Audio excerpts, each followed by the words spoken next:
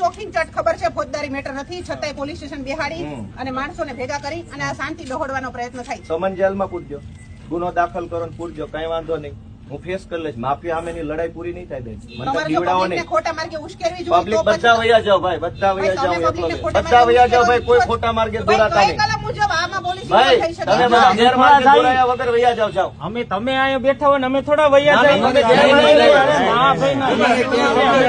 જઈએ.